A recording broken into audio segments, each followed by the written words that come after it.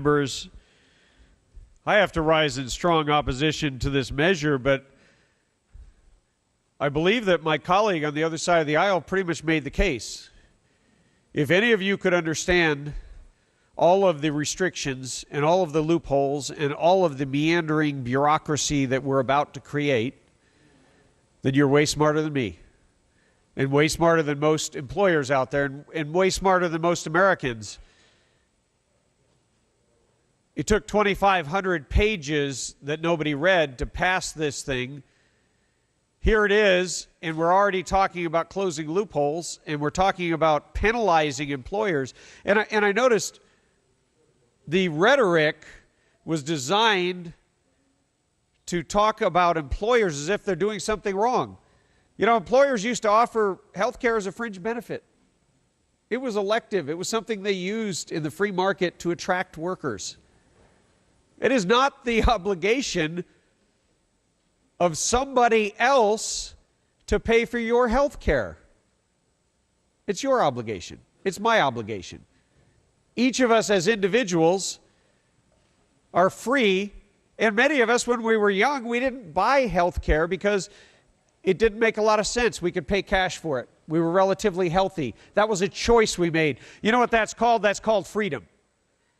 And free markets capitalize on freedom. And we have financial incentives and we have financial penalties.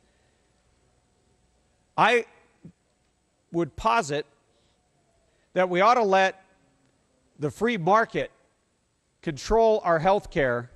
We ought to have consequences for actions that arise out of the free markets, not government-mandated regulations and penalties. We are bringing the force of government to bear on companies that have done nothing wrong, except I guess their biggest crime is they've hired people, and then they choose to react in a logical manner to this incredible tax that has been assessed on them. And now they're going to be penalized if they stay in the state of California. Surprise, surprise. You know, we ought to figure out a way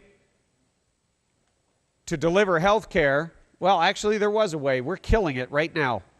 Every single one of these bills I have voted against that has anything to do with the ACA, because we have taken the free market and we've created a government-structured market. And government-structured markets inherently fail.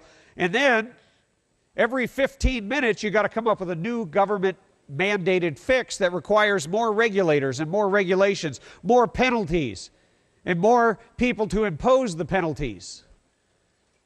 No wonder businesses are making haste to get out of the state of California.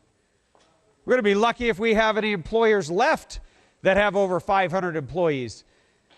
You know, these bills have cost people their jobs. I hope that my friends on the other side of the aisle are proud of the fact that while they are talking about creating all kinds of government programs to address the poor, to address those who are struggling, they are taking the most important program that we could offer, which is a job.